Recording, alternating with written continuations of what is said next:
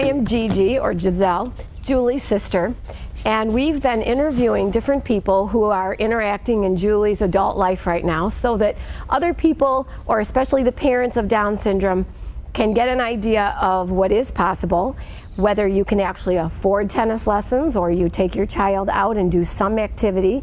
Our point is that they can lead a very active and normal life.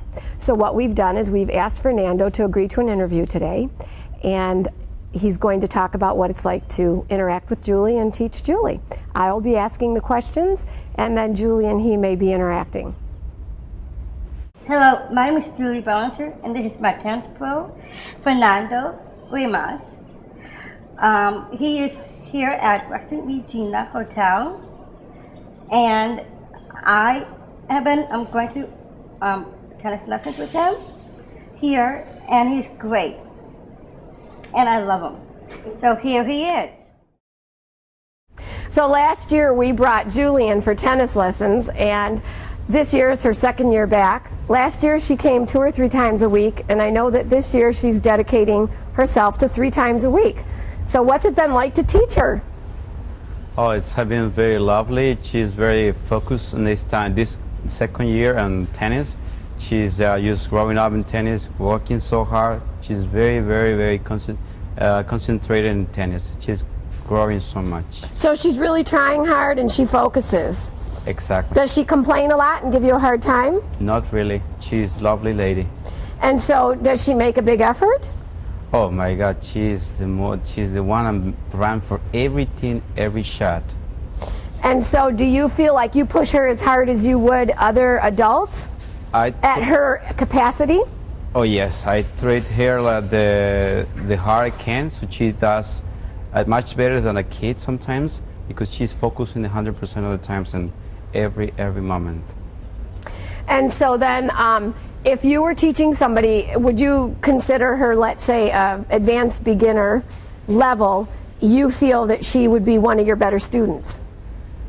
I can consider her a better student because the way she grew up in tennis, I can say she's in the middle level for her age and then for her Down syndrome, but she's really good. She learns faster than normally kids. What I'm trying to say that when Julie have the concentration of 100%, is that Julie repeat in her mind after a mistake like 20 times, like Julie, you could do it, you could do it, you could do it. And then at the end, that attitude, she made it. It's incredible how fast she grew up in tennis because she repeated her mind many times. Which is more than what a child would do. So you can tell that you're working with a more mature adult than even though she might look or appear younger. Exactly. Okay. So Julie, tell me how hard you try. Do you come here and give it 100% effort?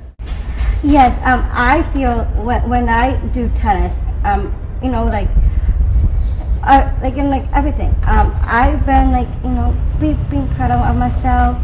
Because I did it, and I was come here every time saying, I'm ready, my feet is on fire. Your feet are on fire and you're ready to work hard. Oh yes, definitely, really. And so you get up on your own and you manage to get here on your own, and you're really disciplined that way, aren't you? Oh yes, I am. And you're here on time at 8 o'clock. 8 o'clock on a dot. Is it an hour lesson? 1 hour, 8 to 9. And you don't stop until it's 9 o'clock. That's right. Unless we have to do some other, like serving or things like that. Yeah, but it's still part of the lesson. Yeah. And so do you feel that you're learning a lot and making a lot of progress? Definitely I am. Because I remember from the last time I was here, I was holding like 2 hands on a racket. But now I'm not. I'm doing 1 hand. So you've gotten stronger and maybe faster too. That's right, I am. So how's your backhand? Well, I want to say that it's going along pretty well. And what about serves? Serves, I'm practicing a lot. Are they hard? They're more difficult? Not difficult, but a little hard. But But I said to myself, Julie, you can do it, and I know I can do it, and I am best at it. That's a great attitude. That's wonderful.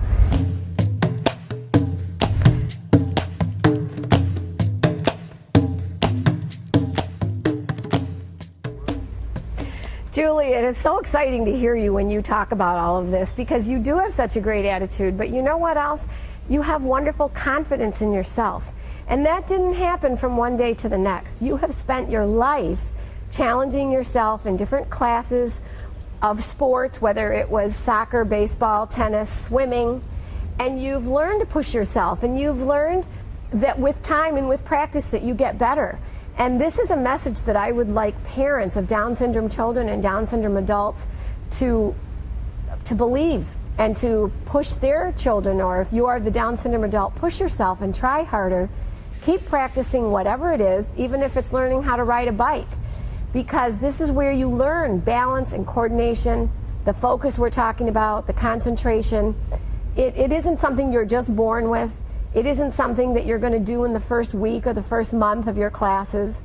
And like anything that people get good at, it has come with practice and determination. And I think that's something that, whether you're Down syndrome or not, that you have to learn in life. And so I want Fernando to talk a little bit more about that experience, or if he believes that this would help other Down syndrome, particularly children or adults. So what I can say, the advantage of Down syndrome is that I have to repeat so many times the same shot to Julie, and after like 1,000 balls in the same position, Julie get the muscle memory, so it was easy for her to, from 1 year to this year, she get so many good shots, so she started creating that muscle memory after many repetitions. And then her focus and attitude have a lot to create it and to grow up in this sport. Have you ever taught other Down syndrome or maybe mentally slow children or adults before? Yes, it was in 2002, but the coordination it was great. It was great as Julie. The other kid was the focus was the same. The attitude was excellent, but the coordination wasn't very well. But Julie, what I was watching with Julie is that the coordination is getting perfect, but the key is just to practice the same shot many times until the kid create the muscle memory. So you would recommend this to parents to get their children in a sport like tennis in order to teach that coordination and muscle memory? Exactly. It could be easier for the kids if we create a muscle memory, and even in tennis, could be any sport. Any sport, they could do it because they are so smart and they have the charisma and the character to do it anytime they want it. The other thing is, I really believe that this builds the sense of accomplishment and confidence, and they're not in competition with the other kids. They're not comparing themselves to the other kids. So maybe that helps and they're not as ashamed, and maybe they also could stay more focused and be less distracted. Exactly. What I watch in Julie is that she's really concentrated, and they grew up by herself. She repeats so many times to her, so she grew up inside her, and then that's the way she get better in tennis. Would you think that this is easier for you, that it's a private class, or would you do just as well in a group class?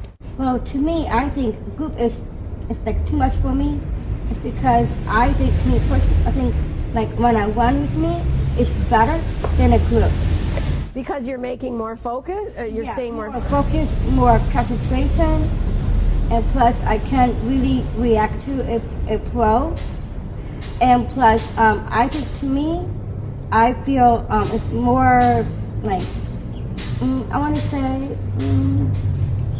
Are you making more progress? Is that what you're trying to say? Yeah, more progress. To make more progress for me, because I think for me it's like more. I think I want to say like more. Challenging, exciting. Okay. Like that. Every time you come home, I say, "How was tennis?" and you always tell me, "Great." I really do. I think it's great because when I come back to the condo here in Vallarta, I said, wow, I'm so proud of myself that I did this. Every day you feel that way. I really do. Oh, see, I think other Down syndrome adults would get a lot out of that, or children. I think so too. So you were saying another way that you motivated her is to give her small challenges to keep trying to meet.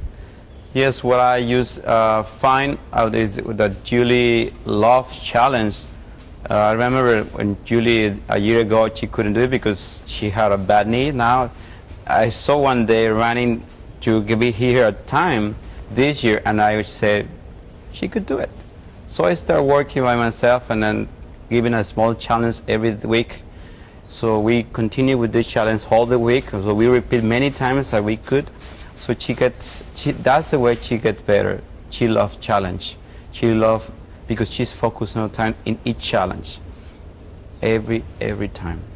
And it feels achievable because it's realistic for that week, or realistic for her skill level. Exactly. I just do a small challenge according to her abilities and her skills, and she has been doing so great that a year ago I couldn't imagine and see her doing this. Now she's doing it. Julie, Fernando was just saying that you guys have a lot of fun on the court. What does he mean by that?